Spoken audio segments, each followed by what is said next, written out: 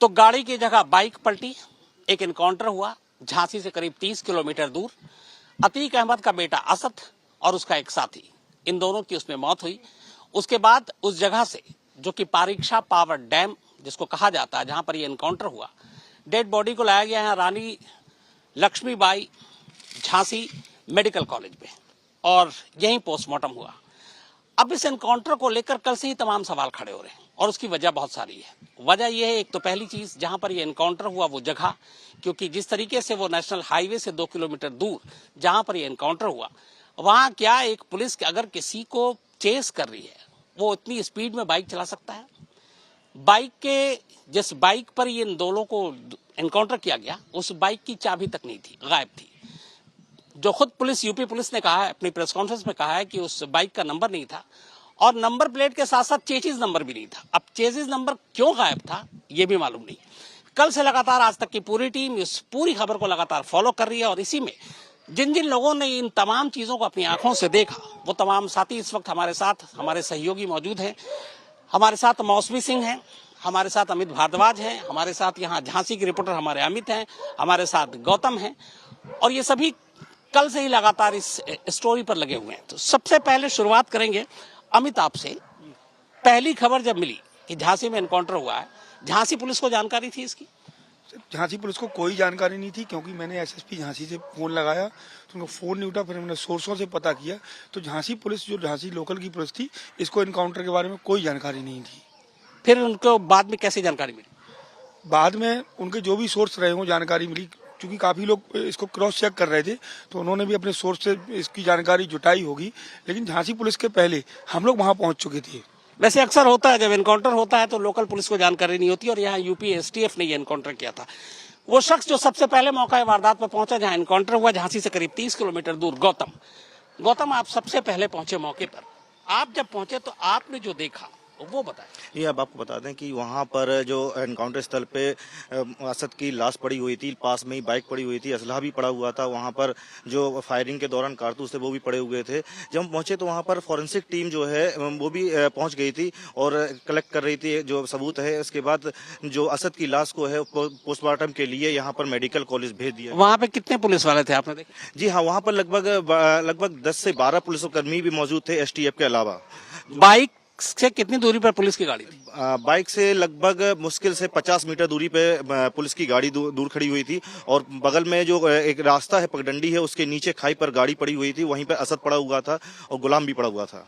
उस बाइक के आसपास की सारी चीजें आपने बताया, हथियार भी पड़े थे, क्या हेलमेट थे? 2। जी आपको बता दूं, वहां पर कोई भी हेलमेट नहीं थे। सबसे बड़ी बात यह है कि उस बाइक को जब पुलिस ने यहाँ पर फॉरेंसिक टीम जब ले जा रही थी तो उसमें वहां पर कोई चाबी नजर नहीं आई, ना ही गाड़ी, जब कहते हैं जैसे गिरती है तो गाड़ी में कहीं ना कहीं जो पार्ट्स होते हैं वो टूटे होना चाहिए, लेकिन वो भी इस तरीके से वहां नजर नहीं है कि जिससे ये लगे कि हाँ, गिरने के बाद ये गाड़ी डैमेज हुई है।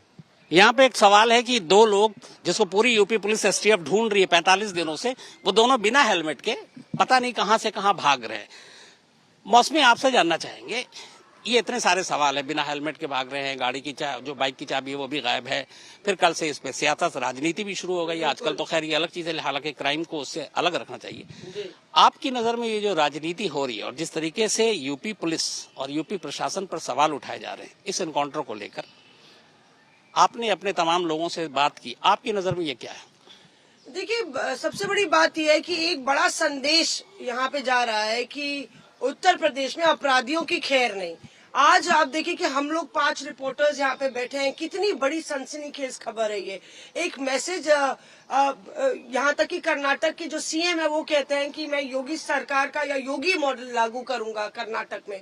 तो एक योगी मॉडल जो है वो बीजेपी के लिए फ्लॉन्ट करने के लिए कि 0 टॉलरेंस है अपराधियों का, ये योगी मॉडल बन गया है। अब एनकाउंटर राज को लेके या एनकाउंटर पॉलिटिक्स को लेके विपक्ष के तमाम नेता, ऐसा नहीं है कि अखिलेश ने निंदा की हो तो मायावती ने नहीं की हो। लेफ्ट ले लीजिए, समाजवादी पार्टी ले लीजिए, बसपा ले लीजिए, एआईएम, एमआईएम के असदुद्दीन ओवैसी ने तो ये तक कह दिया कि अगर हिंदू है तो एनकाउंटर नहीं होगा, आप धर्म देख के एनकाउंटर कर रहे हैं। जुनैद के जितने भी आरोपी फरार हैं उनका एनकाउंटर नहीं होगा। तो इसमें आप देखिए 2024 के रण की उल्टी गिनती शुरू हो गई है। तो शम्स ये एनकाउंटर जो है कहीं ना कहीं एक तरीके से योगी सरकार के लिए बड़ी कामयाबी है और विपक्ष को इससे ध्यान हटाना है क्योंकि उनको लगता है कि ये बीजेपी की डाइवर्जनरी पॉलिटिक्स। तो पॉलिटिक्स है योगी सरकार की कामयाबी। अमित भारद्वाज, आपसे ये जानना चाहेंगे, आपका कल जिस जगह पे एनकाउंटर हुआ वहां मौजूद थे, जो पूरी जगह है एनकाउंटर वाली और जिस जगह आप पहुंचे वहां पे आपको काफी वक्त लगा, उस जगह को देखकर आपको मतलब क्या लगता है कि एक शख्स जिसको 45 दिन से ढूंढा जा रहा है और वो उस जगह तक और पुलिस उसको चेस कर रही है क्योंकि हाईवे से वो 2 किलोमीटर अंदर है और वो जो कच्ची पगडंडी आपने भी देखी, कितनी स्पीड में एक बाइक भगा कर कोई जा सकता है वहां से? देखिए, बाइक का अंदाजा हम इससे लगा सकते हैं कि हमारी जब गाड़ी जा रही थी, इनोवा गाड़ी जिसमें बहुत बैलेंस होता है, सॉकर होता है, वो भी बहुत ज्यादा स्पीड में नहीं 20 की स्पीड में जा रही थी। तो बाइक आप लगा लीजिए कि किस रफ्तार में जा सकती है और उबड़ खाबड़ रास्ता है और कभी भी आप बैलेंस लूज कर सकते हैं। अगर बहुत ज्यादा कहीं पत्थर से टकराए बैलेंस लूज कर सकते हैं। बबूल के पेड़ हैं चारों तरफ और रिजर्वायर का पूरा इलाका है और यहाँ के लोकल्स भी कहते हैं कि वहाँ भीड़ भाड़ होती नहीं है, लोग अवॉइड करते हैं। जो नौजवान होते हैं वो वहाँ पे जाते हैं। ऑब्वियसली इस तरह की जो 30 सिटीज़ होती हैं, समाज का बहुत असर होता है, तो ऐसे में आप कई बार पार्टीज करने के लिए, पिकनिक करने के लिए इस तरह के आइसोलेटेड लोकेशंस पे जाते हैं। वैसा ही लोकेशन लगता है। और जैसा गौतम बता रहे थे, वो तमाम सवाल समझे जरूर बरकरार रहेंगे कि वो स्ट्रेच हाईवे से 2 किलोमीटर के अंदर का स्ट्रेच, वहाँ पे गाड़ी के टूटे पार्ट्स नहीं मिलना, क्या गन बैटल हुआ तो उसके कितने ज़्यादा वहाँ पे एविडेंसेस थे। हालांकि एफएसएल की टीम बहुत पहले पहुंची थी, तो क्या एफएसएल की टीम ने वो सारे गन बैटल के जो एविडेंसेस थे उसको कलेक्ट कर लिया, ये हमेशा पॉसिबिलिटीज बनी रहेंगी क्योंकि किसी रिपोर्टर के पहुंचने के पहले एफएसएल की टीम वहाँ थी और सारे एविडेंसेस को कलेक्ट कर लिया गया होगा। लेकिन अब ये सवाल उठेगा, मौसमी जैसे कह रही थी, राजनीतिक रण जब यहाँ से अब होगा तो तमाम सवाल उठेंगे यहाँ से कि आखिरकार वहाँ पे गन बैटल के एविडेंस थे कि नहीं, वहाँ पे पुलिस और जो 2 अपराधी थे असद और गुलाम, उनके बीच कहा जा रहा है कि दोनों तरफ से फायरिंग हुई, तो वो फायरिंग के एविडेंसेस क्या हैं, वो स्ट्रगल के एविडेंसेस कहाँ हैं, ये तमाम सवाल अब यहाँ से उठेंगे और जिससे जो राजनीतिक लड़ाई है वो कहीं ना कहीं तेज होने वाली है। मैं आपसे कुछ सवाल पूछना चाहती हूँ क्योंकि आपने बहुत लंबे समय तक, कई दशकों तक क्राइम कवर किया, आपने क्या देखा जब आप लोकेशन पे पहुंचे? तो आपने तो कई एनकाउंटर साइट्स देखी हैं, तो क्या जिस तरह से आपने बोला चाबी को लेके, पर बाकी क्या आपको फील आई वहाँ पे देख के? देखो, 2 चीजें हैं मौसमी। मैं ये बताना चाहूंगा कि जो नेशनल हाईवे है, उस नेशनल हाईवे से ये करीब 2 किलोमीटर अंदर दूरी पे है। नेशनल हाईवे से जब आप उतरते हैं तो एक तो पहली चीज, ये जो पगडंडी है, जो रास्ता है, आम इंसान जो इस इलाके से वाकिफ नहीं है शायद उसका ध्यान भी न जाए कि एक रास्ता अंदर जा सकता है। अब यहाँ 2 चीजें उठती हैं। एक, अगर सपोज मान लीजिए असद और गुलाम का झांसी से कोई रिश्ता है, वो यहाँ के लोकेशन से अच्छी तरह से वाकिफ है, जानता हो उसे, तो शायद उसे वो इलाका पता हो। लेकिन एक अनजान आदमी जो कहीं से अगर भाग कर आ रहा और खुद यूपी पुलिस के हिसाब से वो राजस्थान में था 15 दिनों से, तो वो उस रास्ते पे, एक तो वो रास्ता उसको पता ही नहीं होना चाहिए, दिखना ही नहीं चाहिए। आप हाईवे से अगर गुजरेंगे तो आपको नजर ही नहीं आएगा, पहली चीज। दूसरी चीज ये कि अगर वो सपोज राजस्थान की तरफ से आ रहा, क्योंकि उम्मीद तो कम है कि यूपी की तरफ से या कानपुर की तरफ से आएगा, तो ये रॉन्ग साइड पड़ता है, तो रॉन्ग साइड पड़ता है। अब जब रॉन्ग साइड पड़ेगा तो आप रॉन्ग साइड जब लेते हैं तो बड़ा मुश्किल है कि वहां पे दिखाई देना। नंबर 1, चलिए आप अंदर दाखिल भी हो गए, तो जो 2 किलोमीटर का पूरा स्ट्रेच है, एक तरफ है उसके पारीक्षा पावर डैम, दूसरी तरफ है उसके ऐश डैम, राख का पूरा ढेर है वो एक तरह से, और इसी वजह से उस पगडंडी पे पूरा राख का एक तरह से एक लेयर सी बिछी हुई है। यहाँ तक कि उसमें गाड़ी आपको बहुत स्लो चलानी पड़ती है, मुश्किल से 10 या 20 किलोमीटर भी, शायद मैं ज्यादा बोल रहा हूँ अगर गलती में, तो अगर उस 2 किलोमीटर में 10 और 20 की भी स्पीड हो तो 2 किलोमीटर के बाद आगे जाकर एनकाउंटर हो, इसकी पॉसिबिलिटी नहीं नजर आती। बिल्कुल, देखिए 2 किलोमीटर जाने के लिए कम से कम आपको उस खराब रास्ते में 7 से 8 मिनट लगेंगे, मतलब कि इतना लंबा चीज। और वो जो एक अंधी मोड़ है, क्योंकि जिस तरह से शम्स भाई ने बोला, बहुत बड़ी इंपॉर्टेंट बात, कि उस तरफ से लोग आ रहे हैं, उस तरफ से अगर आप आ रहे हैं तो बिल्कुल रॉन्ग साइड पड़ता है, और अगर राइट साइड भी हो तो भी वो रास्ता आपको दिखेगा नहीं। अब यहीं पे चूंकि सबसे पहले गौतम पहुंचे थे, आपसे फिर से एक बार मैं ये जानना चाहूंगा कि जब आपने जैसा बताया कि जो बाइक थी उसमें चाबी नहीं थी, आमतौर पे जब ऐसे इनकाउंटर होते हैं फिर पुलिस वाला बाइक को चला कर ले जाता है, कोई ना कोई ले जाता है, तो यहाँ अगर चाबी नहीं थी तो फिर पुलिस वाले या एसटीएफ की टीम उस बाइक को कैसे वहां से लेगी? ये आपको बताते हैं कि वहाँ पर जो पुलिस की जब टीम पहुंची तो बाइक वहाँ पे पड़ी हुई थी। बाइक को उन्होंने करीब 4 से 5 सिपाहियों ने उस बाइक को उठाया और फिर वहाँ से लोडर में लाद कर वहाँ से झांसी लेकर आई है। मैं जानना चाहता हूँ कि जब सपोज अगर एक कहानी के हिसाब से चलते यूपी पुलिस की कि 2 लोग बाइक पे जा रहे हैं, पीछा किया, उन्होंने पुलिस पे गोली चलाई, उन्होंने वापस जवाबी गोली चलाई और वो मारे गए।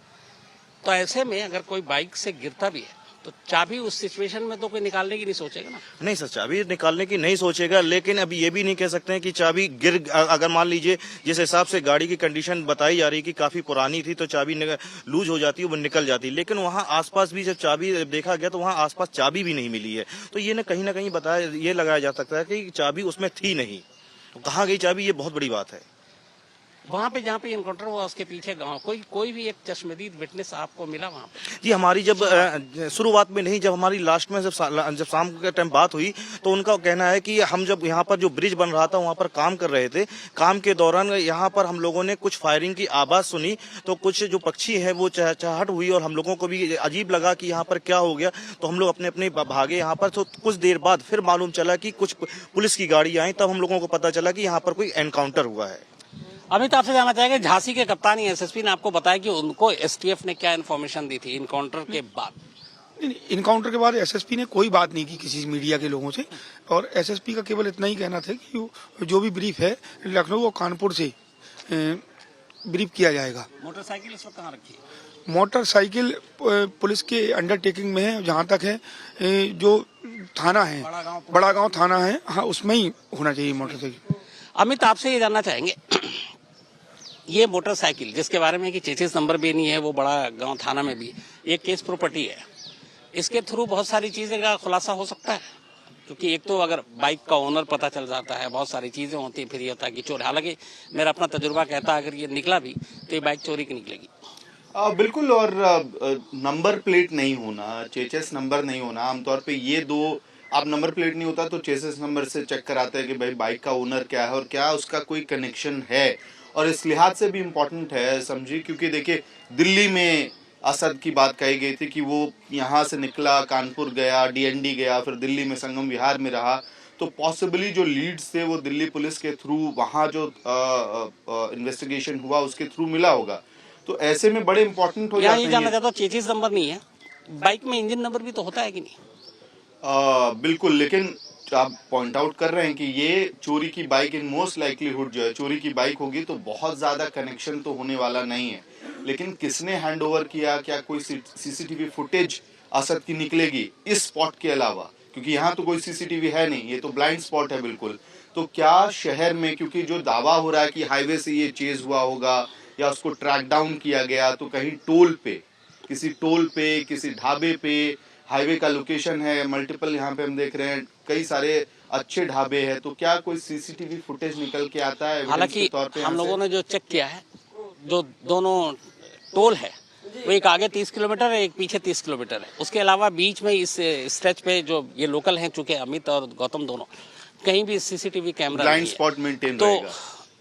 अब ऐसी चीजों के लिए सबसे सेफ चीजें होती है। मैं ये जानना चाहूंगा, जी मैं उसमें एक चीज पूछ रही थी जो कंटिन्यूटी में ही है कि शम्स ये बताइए कि मतलब आपने क्राइम की कई वारदातें देखी हैं, मतलब जो शख्स भाग रहा है 48 दिन से वो हेलमेट नहीं पहनता, जो शख्स भाग रहा है लगातार अपने फोन नंबर बदल रहा है, 48 दिन से पकड़ में नहीं आ रहा, उसके मोबाइल का कुछ ट्रैक होगा, और वो ऐसी गाड़ी बाइक क्यों यूज करेगा जिसमें नंबर प्लेट नहीं हो ताकि पुलिस का सीधा शक आ जाए कि हाँ ये कोई अपराधी है? ऐसी बाइक क्यों यूज करेगा? इस सवाल भी आप पूछ रहे हो, जवाब भी आप खुद दे रही हो। नहीं, मैं आपसे पूछ रही हूँ क्योंकि आप जानकार हैं, मुझे क्राइम के बारे में तो मैं वही बताना चाहता हूँ, जब एक कोई क्रिमिनल होता है, कोई चोर होता है, तो उसके मन के अंदर वैसे ही डर होता है कि पकड़े जाएंगे। सड़क पर जब आप जाते हैं और आपको पता है कि आप वांटेड है, आपके ऊपर इनाम है, आप छोड़ दीजिए पुलिस का, पब्लिक भी अगर पहचानती है तो 5 लाख रुपए तो जो है सरकार का इनाम या पुलिस की तरफ से पब्लिक को मिलेगा।